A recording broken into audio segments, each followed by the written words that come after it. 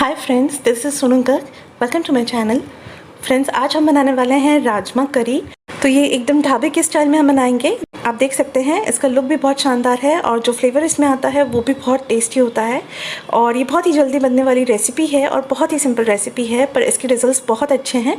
इस पर जो तड़का डाला जाता है वो उसकी फ्लेवर को और ज़्यादा एनहांस करता है और राजमा को बहुत ही टेस्टी बनाता है। अगर आपने इसे एक बार ट्राई किया तो आप इसे बार बार ट्राई करेंगे। चावल के साथ या नान के साथ इसे जनरली एंजॉय किया जाता है। मार्केट में राजमा नॉर्मली दो तरीके के होते हैं, एक वो जिनका कलर थोड़ा सा डाउन होता है और दूसरा जो काफ़ी रेड कलर के होते हैं। तो ये जो दूसरी वैरायटी है जिसमें ये ब्राउनिश रेड कलर के हैं, हम इन्हीं यूज़ करेंगे क्योंकि इनका कलर एकदम रेड आता है जो राजमा को अच्छा लुक देता है। तो फ्रेंड्स, इन्हें हमने आधा कप लिया है और इसे 2 कप पानी में हमने अच्छे से सोक किया है। सोक करने के बाद आप इसे या तो ओवरनाइट मतलब पूरी रात के लिए रख सकते हैं या फिर 7 से 8 घंटे के लिए रख सकते हैं। मैंने इसे 7 से 8 घंटे के लिए सोक किया है और उसके बाद देखिए rajma almost double in size हो चुके हैं। तो पानी को हमने बाहर निकाला है, कुकर में राजमा डाला है और उसके बाद हम इसके अंदर लगभग 4 कप पानी डालेंगे। पानी आप अपने कुकर के हिसाब से लें, पर राजमा लगभग 1 इंच तक पानी में डूब जाना चाहिए। इसके बाद इसमें डाला है 1 टीस्पून नमक, 1/4 टीस्पून हल्दी, 1 टीस्पून तेल और इसके बाद इसके लिड से हम इसे कवर कर देंगे और इसे हाई फ्लेम पर हम गैस स्टोव पर रख देंगे। तो अगर आपने इसे ओवरनाइट रखा है तो उसके बाद आपको इसके अंदर कम सीटी लेनी पड़ेगी। लगभग 7 से 8 सीटी में राजमा अच्छे से बॉईल हो जाएंगे, एकदम सॉफ्ट हो जाएंगे। और अगर आपने इसे 6 से 7 घंटे भिगोया है तो आपको लगभग इसमें 11 सीटी लेनी पड़ेगी। मैंने राजमा को 7 घंटे तक भिगोया था तो इसलिए मैंने इसमें 11 सीटी ली है। और उसके बाद स्टोव को बंद कर देंगे और पूरी तरीके से कुकर को ठंडा होने देंगे।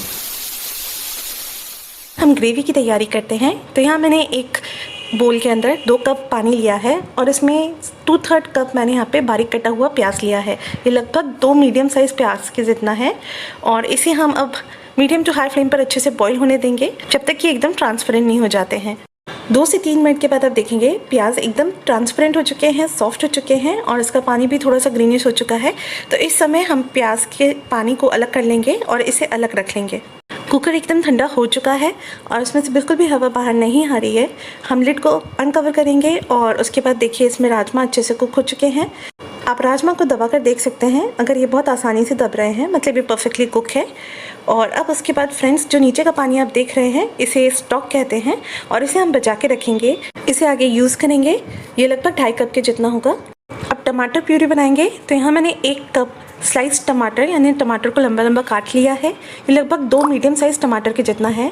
इसके अंदर 1 कश्मीरी लाल मिर्ची हमने डाली है, या अगर आपके पास सादी मिर्ची हो तो वो भी डाल सकते हैं। 1 इंच अदरक डाला है, 5 काली मिर्ची डाली है, आधा टेबलस्पून धनिया बीज, ये बहुत अच्छा स्वाद देता है। और साथ ही 1 बे लीफ यानी कि तेजपात जिसे तोड़कर डाला है।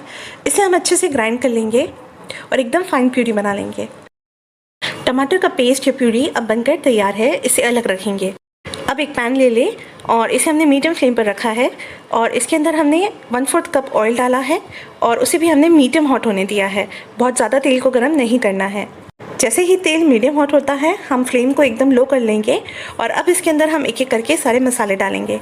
तो सबसे पहले इसके अंदर हमने 1 टीस्पून जीरा डाला है, 1/8 टीस्पून इसके अंदर एस्फोएटिडा यानी कि हींग डाली है, 1 टीस्पून कसूरी मेथी डाली है, 1 स्लिट की हुई हरी मिर्ची डाली है। आप चाहे तो बच्चों के लिए इसे अवॉइड कर सकते हैं। 2 टेबलस्पून बहुत बारीक कटा हुआ कोथमीर डाला है। ये जब तड़के में डालते हैं तो इसका स्वाद बहुत अच्छा आता है। 1.5 टीस्पून इसके अंदर क्रश किया हुआ गार्लिक यानी कि लहसुन डाला है, आधा टीस्पून क्रश किया हुआ अदरक डाला है और इनको सबको 10 से 15 सेकंड के लिए हमने सौटे कर लिया है। उससे ज़्यादा सौटे करेंगे तो ये जल सकते हैं। इसके बाद हमने इसमें 1 तेजपात डाला है, साथ ही 1 इंच दालचीनी डाली है और इसे भी 10 सेकंड के लिए सौटे कर लिया है। अब इसमें हम मसाले डालेंगे। तो 1 टेबलस्पून कश्मीरी लाल मिर्ची डाली है जो इसे बहुत अच्छा कलर देगी पर तीखी कम होती है, आधा टेबलस्पून धनिया पाउडर और 1/4 टीस्पून हल्दी डाली है। इन सभी को अच्छे से सिर्फ 5 सेकंड के लिए हम सौटे करेंगे और ये जले नहीं, इसलिए इसके ऊपर हमने लगभग 2 टेबलस्पून पानी डाला है और इसे हम 15 सेकंड तक इसी तरीके से चला लेंगे। तुरंत हम फ्लेम को मीडियम टू हाई कर लेंगे और इसके अंदर ऐड करेंगे जो बॉईल किए थे हमने प्याज, उन्हें लगभग 2/3 कप के जितने ये है। और इन्हें डालने के बाद हम इन्हें सौटे करेंगे तब तक जब तक कि ये पार्शली कुक नहीं हो जाए। तो लगभग 2 से 3 मिनट आप इसे कुक करें और अगर आप मीडियम टू हाई फ्लेम पर इसे मैनेज नहीं कर पाए तो आप इसे मीडियम फ्लेम पर कर लें और मीडियम फ्लेम पर थोड़ा सा ज़्यादा टाइम लगेगा, 5 मिनट के जितना। पर्पस ये है कि इन्हें हमें पार्शली कुक करना है। तो देखिए मैंने इसे मीडियम टू हाई फ्लेम पर किया है, तो ये 2 से 3 मिनट में कुक हो गए हैं। कंटिन्यूसली इन्हें चलाएं। इस समय इनमें से सुगंध भी आने लगेगी और ये दिखेंगे भी बहुत अच्छे। अब इसमें ऐड किया है जो हमने प्यूरी बनाई थी टमाटर की, लगभग आधा कप के जितना, और इसे हम सॉटे करेंगे मीडियम टू हाई फ्लेम पर। इसे भी लगभग 3 मिनट ही हम सॉटे करेंगे और कंटिन्यूसली चलाएंगे। तो देखिए 3 मिनट के बाद इसका कलर भी डार्क हो चुका है और इसने तरी को यानी कि तेल को भी छोड़ना चालू कर दिया है, तो मतलब ये अच्छे से कुक हो चुकी है। अब फ्लेम को मीडियम कर लेंगे और इसमें ऐड करेंगे बॉईल किए हुए राजमा। बॉईल होने के कारण ये अब 1 कप के जितने हो गए हैं। तो इन्हें डालने के बाद इसमें स्टॉक डालेंगे। लगभग 2 कप के जितना स्टॉक मैंने इसमें डाला है। इसे अच्छे से मिक्स कर लें और मीडियम फ्लेम पर इसे पकने दें लगभग 4 से 5 मिनट के लिए। ज़रूरत पड़े तो आप बीच बीच में इसे चलाते रहें। इसे होगा ये कि अच्छे से राजमा और स्टॉक के जूसेस ग्रेवी के साथ मिक्स होंगे और इसे बहुत अच्छा फ्लेवर देंगे। अब इसमें डालेंगे 1 टेबलस्पून पाउडर्ड शुगर यानी कि पिसी हुई चीनी, सिर्फ स्वाद को बैलेंस करने के लिए, ये इसे मीठा नहीं बनाएगी। 1 टीस्पून नमक, 2 टेबलस्पून दूध और साथ ही 1 टेबलस्पून दही। दही से इसका फ्लेवर बैलेंस होगा। और इसके अंदर ऐड करेंगे 2 टेबलस्पून चॉप किया हुआ हरा धनिया और इन सब चीज़ों को अच्छे से मिक्स कर लेंगे। राजमा करी ऑलमोस्ट बनकर तैयार है। इसमें फाइनल टच देने के लिए हम अब फ्लेम को हाई कर देंगे और 1 से 2 मिनट के लिए इसमें एक अच्छा सा बॉईल ले लेंगे। तो कश्मीरी लाल मिर्च के कारण इसका कलर बहुत अच्छा आता है। काफ़ी कॉमन डिश है पर बहुत ही टेस्टी है और बिना किसी खास टेक्निक से आप इसे बहुत ही ईजी तरीके से बनाकर तैयार कर सकते हैं। तो आई सजेस्ट एक बार ज़रूर इसे ट्राई करें, आप इसे बार बार बनाना चाहेंगे। तो देखिए पूरी बॉईल हो चुकी है, तो अब हमारी राजमा करी बनकर तैयार है। किसी भी सर्विंग बोल में अब राजमा को सर्व कर लेंगे। इस राजमा की सबसे बड़ी स्पेशलिटी इसके अंदर डलने वाला तड़का है। तड़के के साथ इस राजमा का स्वाद लगभग 50% ज़्यादा हो जाता है, तो आप इसे ज़रूर ट्राई करें और तड़के के साथ ही इसे एंजॉय करें।